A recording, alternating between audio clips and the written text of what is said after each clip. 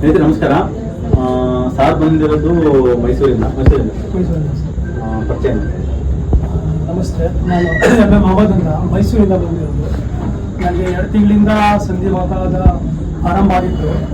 ನಾನು ಸಾವಿರ ಯೂಟ್ಯೂಬಲ್ಲಿ ನೋಡಿಕೊಂಡು ಲಕ್ಷಗಳು ಈಗ ಮುಂಚಿತವಾಗಿ ಬಂದುಬಿಟ್ರೆ ಒಳ್ಳೆಯದು. ಯಾಕಂದ್ರೆ ನಾನು ನೋಡ್ತಾ ಇದ್ದೆ, ಭಾಳ ದಿನಕ್ಕೊಬ್ಬರು ನೋವಿಂದ ನಡೀತಾ ಇದ್ರು, ಲಕ್ಷಾಂತರ ರೂಪಾಯಿ ಅವರು ಹಾಳು ಮಾಡ್ಕೊಂಡಿದ್ರು. ಅದನ್ನು ಮುಂಚಿತವಾಗಿ ಬಂದುಬಿಟ್ಟೆ.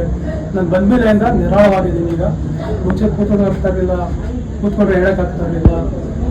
ಮೈ ಕೈ ಬೆರಳು ಎಲ್ಲ ತುಂಬ ನೋವಿಡ್ತಾ ಇತ್ತು ಸ್ನೇಹಿತರೆ.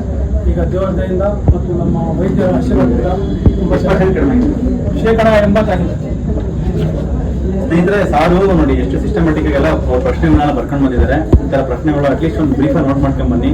ಯಾಕಂದ್ರೆ ಹಾಸ್ಪಿಟ್ಲಿಂದ ಹೋಗುವಾಗ ಸ್ವಲ್ಪ ಕ್ಲಿಯರ್ ಆಗಿ ಹೋಗ್ಬೇಕು. ನೀವು ಏನು ನಾನು ಜೀವನ ಶೈಲಿ ಮಾಡ್ಕೋಬೇಕು, ಏನ್ ತರ ಫುಡ್ ತಿನ್ಬೇಕು, ಏನ್ ತರ ಫುಡ್ ತಿನ್ಬಾರ್ದು ಅಂತ.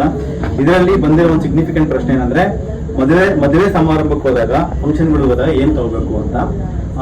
ಯೂಶಲಿ ಅದರಲ್ಲಿ ನೋಡಿ ಹೇಳೋದು ಏನಂದ್ರೆ, ಮುಖ್ಯವಾಗಿ ಎಲ್ಲಾನು ರಿಫೈಂಡ್ ಆಯಿಲ್ ಅಲ್ಲೇ ಮಾಡಿರ್ತಾರೆ. ಸೊ ರಿಫೈಂಡ್ ಆಯಿಲ್ ಅವಾಯ್ಡ್ ಮಾಡಬೇಕು. ಬಟ್ ಆದಷ್ಟು ಅವಾಯ್ಡ್ ಮಾಡೋದಕ್ಕೆ ಆಪ್ಷನ್ಸ್ ಇರಲ್ಲ ಅಲ್ಲಿ. ಸೊ ಏನ್ ಹೇಳೋದು ಅಂತಂದ್ರೆ, ಅಲ್ಲಿ ಮೇನ್ಲಿ ಸಕ್ಕರೆ ಅವಾಯ್ಡ್ ಮಾಡಿ. ಅಂಡ್ ಈ ಮೈದಾ, ಗೋಧಿ, ಈ ಚಪಾತಿ ಕೊಡ್ತಾರೆ ಅಥವಾ ಪರೋಟ ಕೊಡ್ತಾರೆ. ಕೆಲವರು ಮದುವೆಯಲ್ಲಿ ಪೂರಿ ಮಾಡಿರ್ತಾರೆ, ಮತ್ತೆ ಆಲೂಗಡ್ಡೆ ಪಲ್ಯ ಈ ತರ ಎಲ್ಲ ಮಾಡಿರ್ತಾರೆ.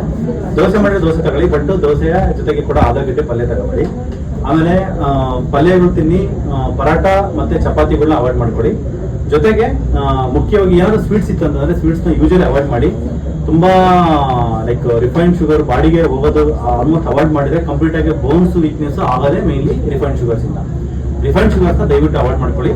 ಸೊ ಬೆಲ್ಲ ಏನಾದ್ರು ಕೊಟ್ಟಿದ್ದಾರೆ ಅಂದ್ರೆ, ನಿಮ್ಗೆ ಫ್ಯಾಟಿ ಲಿವರ್ ಇಲ್ಲ ಅಂತಂದ್ರೆ ಬೆಲ್ಲದ ಏನಾದ್ರು ಕೊಟ್ಟಿದ್ರೆ ಯೂಸ್ ಮಾಡ್ಕೋಬಹುದು ನೀವು.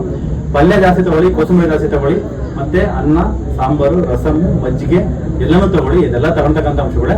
ಇನ್ ಕೇಸ್ ಜೋಳದ ರೊಟ್ಟಿ ಅಥವಾ ಆ ಥರ ಐಟಮ್ಸ್ ಅಂತಂದ್ರೆ ಅದನ್ನು ಖಂಡಿತವಾಗ್ಲೂ ತಗೋಬಹುದು.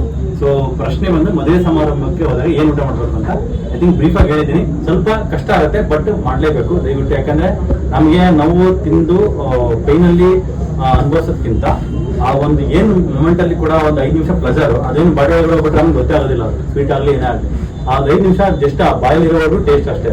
ಆ ಟೇಸ್ಟ್ ಅವಾಯ್ಡ್ ಮಾಡಿದ್ರೆ ಖಂಡಿತವಾಗ್ಲೂ ನಮಗೆ ಲೈಕ್ ಹೆಲ್ತ್ ಗ್ಯಾರಂಟಿಡ್ ಅನ್ನೋ ನಾನು ಹೇಳ್ತೀನಿ.